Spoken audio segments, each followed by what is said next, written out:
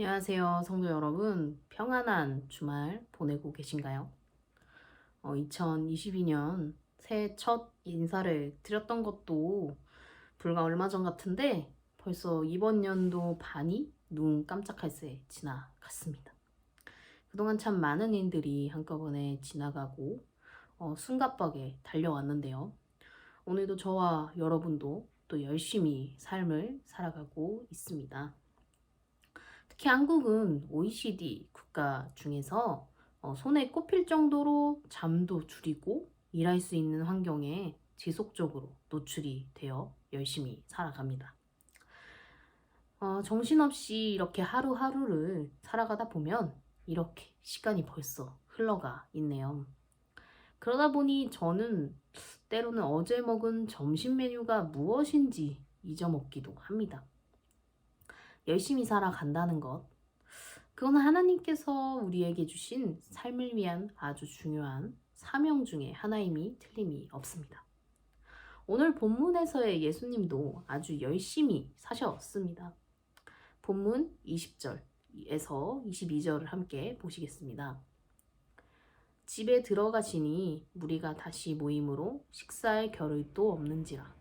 예수의 친족들이 듣고 그들을 붙들러 나오니 이는 그가 미쳤다 하밀러라. 예루살렘에서 내려온 서기관들은 그가 바알세불이 집혔다 하며 또 귀신의 왕을 힘입어 귀신을 쫓아낸다 하니, 이때 예수님은 아마 베드로의 집이라고 추정되는 곳에서 사람들을 위한 사역이 한창이셨습니다. 가난한 자와 떡을 떼고 병자를 고치고 귀신을 쫓아내고 그 외 우리가 익히 들어 알고 있는 많은 예수님의 사역들 말입니다. 그러다 보니 예수님을 찾는 무리들은 계속 몰려오게 되었고 종국에는 밥 먹을 겨를도 없는 상황이 되었습니다. 그만큼 예수님은 영혼을 위해서 힘썼고 자기 자신이 먹는 것보다 더 신경 쓰고 있다는 사실을 오늘 본문을 통해서 확인을 할 수 있는데요. 심지어 예수님의 친족들은 이러한 예수님을 보면서 미쳤다고까지 합니다. 근데 여기에서 미쳤다는 것은 어떤 아픔이나 병에 대한 측면에서의 시선은 아닙니다. 물론 주변 사람들의 눈에서는 귀신을 말 한마디로 쫓아내니까 귀신이 들려서 미쳐서 쫓아내는 것이 아니냐라고 생각할 수도 있습니다. 그러나 여기에서의 예수님의 모습은 마치 이것입니다. 우리가 무엇인가에 광적으로 집중하고 몰두하는 사람을 볼 때 표현하면 어떻게 표현하죠? 무언가에 미치다 라고 하지 않습니까? 예수님은 그 한 영혼을 살리기 위해 고군분투하느라 영혼 살리기에 미쳐 계신 것이었죠. 여기에서 우리가 확인할 수 있는 한 가지는 오늘의 내가 열심히 살아가는 이유가 어디에 있는가입니다. 당연히 먹고 살아가야 하기 위함은 맞습니다. 먹지 않으면 죽습니다. 그러나 오늘의 그리스도인으로서 우리가 먹고 마시는 삶에 대해 더 깊은 의미를 부여할 필요가 있음을 오늘 예수님께서 보여주시는 그 의지를 통해서 확인할 수 있습니다. 사실 단순하게 먹고 마시는 삶을 위해서라면 오늘 이 신앙의 자리에서 벗어나서 어떻게 하면 더 먹고 살 수 있는지 궁리를 하는 게 사회에서는 더 합리적이고 효율적이라고 여길 것입니다. 그런데 오늘 20절에서 22절의 내용과 같이 예수님께서 보여주는 살아가는 삶의 의지를 보자면 바로 이것입니다. 함께 따라해 보실까요? 사람을 살리는 것을 위하여 열심히 살아간다. 오늘의 내가 그리스도인으로서 삶을 살아가며 가장 먼저 생각해야 할 것 첫 번째는 사람을 살리기 위함이라는 것입니다. 예수님께서 이 세상에서 가장 무엇보다 몰두하고 미쳤던 첫 번째는 바로 생명, 사람을 살리는 것에 열심이었습니다. 그것만큼 중요한 것은 없습니다. 그런데 때로는 그렇습니다. 22절에 보면 이러한 생명을 살리는 일에 집중하시는 예수님을 보면서 주변인들이 바알세불, 이 뜻은 파리의 주인이라고 불리는 악한 존재, 그러니까 악한 사탄의 의미로 쓰이는데요. 즉 사탄과 같은 존재에게 홀린 것이다 라고 여기며 이런저런 이야기들을 합니다. 때론 생명을 살리는 일들에 집중을 하다 보면 주변 사람들의 많은 이야기들이 쏟아집니다. 그러다가 문제와 어려움에 직면하게 되는 때가 있기도 합니다. 그런 그들에게 예수님이 보여주시는 또 한 번의 의지가 있습니다. 23절에서 26절의 말씀을 보겠습니다. 예수께서 그들을 불러다가 비유로 말씀하시되 사탄이 어찌 사탄을 쫓아낼 수 있느냐? 또 만일 나라가 스스로 분쟁하면 그 나라가 설 수 없고 만일 집이 스스로 분쟁하면 그 집이 설 수 없고 만일 사탄이 자기를 거슬러 일어나 분쟁하면 설 수 없고 망하느니라. 다른 것도 아니고 주님의 일을 위하여 열심히 살아가는 게 맞는데 어려움에 직면하게 되면 이런 생각이 듭니다. 내가 이게 맞나? 나도 다른 사람들처럼 살아가야 하는 거 아닌가 싶기도 합니다. 주변에서의 이런저런 이야기들로 생각이 많아지게 됩니다. 그런데 23절에 예수님께서는 이렇게 말합니다. 사탄이 어찌 사탄을 쫓아낼 수 있느냐? 나에게 문제가 되는 것, 어려움이 되는 것, 주변인의 방법으로, 사탄의 방법으로, 주님의 방법이 아닌 그 어떤 것으로 해결하려 한다면 절대 해결할 수 없다 라고 예수님은 말씀해 주시고 계시는 거죠. 여기에서 중요한 예수님의 의지의 두 번째는 열심히 살아가는 것에는 주님의 길, 주님의 방법으로의 살아감이 있어야 한다는 것입니다. 그렇습니다. 열심히 살아가는 것까지는 할 수 있습니다. 그리고 처음에는 좋은 의도와 목적으로 행할 수도 있습니다.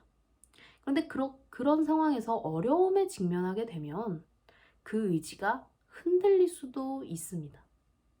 나도 좀 더 다른 방법으로 쉽게 법에 걸리지 않는 선에서 남들이 다 하니까 이렇게 해도 되지 않을까 싶은 그런 마음이 들 때 주님이 말씀하고 계십니다. 사탄이 어찌 사탄을 쫓아낼 수 있느냐? 그리고 예수님은 절대 흔들리지 않으셨습니다. 또한 사탄의 방법으로 살아가면 그 결과로 24, 25, 26절과 같은 것이 이어지게 됩니다. 나라, 집, 사탄이 스스로 분쟁하면 그 자리에 설 수 없고 망한다. 왜 스스로 분쟁하게 될까요? 사실 주님의 길과 방법 외에 나머지는 정확하지도 않고 또 진리이지 않다는 것을 은연중에 그 행위를 하는 자신도 알고 있습니다. 그러다 보니 자기 자신에 대한 확신이 계속 없습니다. 그러다 보니까 주님 외에 다른 방법으로 열심히 살면서 그 허점과 빈틈들을 채우려 노력하게 됩니다. 그런데 그것은 밑빠진 독에 물 붓기라는 것을 알고 있지 않습니까? 정작 가장 중요한 주님의 방법을 묻지 않으면서 어떻게 분쟁하지 않을 수 있고 어떻게 설 수 있을까요? 그렇습니다. 삶을 열심히 살아가며 직면하게 되는 문제와 어려움이 있을 때 혹은 그렇지 않더라도 주님께 먼저 물어보시고 주님이 주시는 길과 방법을 들어보십시오. 주님의 사람으로서 오늘 저와 여러분은 삶 속에서 주님의 길과 방법으로의 살아감에 열심히여야 한다는 것을 예수님께서 오늘 본문을 통해 말씀해주고 계십니다. 그런데 왜 그렇게까지 주님의 방법과 길로서 생명을 살리는 일에 열심히여야 할까요? 주님께서 보여주시는 가장 최종의 목적, 가장 강력한 의지가 바로 본문 27절에서 29절에 나타나 있기 때문입니다. 제가 읽어드리겠습니다. 사람이 먼저 강한 자를 결박하지 않고는 그 강한 자의 집에 들어가 세간을 강탈하지 못하리니 결박한 후에야 그 집을 강탈하리라. 내가 진실로 너희에게 이르노니 사람의 모든 죄와 모든 모독하는 일은 사하심을 얻되 누구든지 성령을 모독하는 자는 영원히 사하심을 얻지 못하고 영원한 죄가 되느니라 하시니 그 강한 자를 결박한 후에야 그 집을 강탈하리라. 27절의 내용을 겉으로만 보게 되면 마치 도둑을 대상으로 하는 말 같지 않습니까? 그런데 가장 중요한 것은 이것이 바로 주님의 강력한 의지라는 것입니다. 27절의 내용 안에서 여기에서의 강한 자가 바로 주님보다 우선시되는 사탄의 방법이자 생명을 죽이는 것이자 분쟁하게 만드는 요소들입니다. 그 집은 바로 우리가 살아가는 우리의 주님의 세상입니다. 원래 주님이 주신 이 세상은 사랑으로 함께하며 행복함을 누리기 위한 공간이었습니다. 그런데 그 집안에 행복과 평화를 깨는 강한 자가 들어와서 위협하고 있다면 그 집의 주인은 당연히 그 위협에 맞설 것이며 내쫓으려 할 것입니다. 그럼 이 문장의 뜻을 한번 바꿔볼까요? 강한 자가 사탄의 방법이자 주님보다 우선시되는 것들이라면 그 집은 사랑의 세상입니다. 주님이 계신 곳이죠. 사탄의 것을 결박한 후에 내가 하나님의 길과 방법으로 생명을 살리며 세상을 되찾겠다. 원래대로 가져오겠다라는 것이죠. 사탄의 것을 내가 이긴 후 모든 문제를 해결하여 세상의 원래 목적인 사랑을 되찾게 하겠다.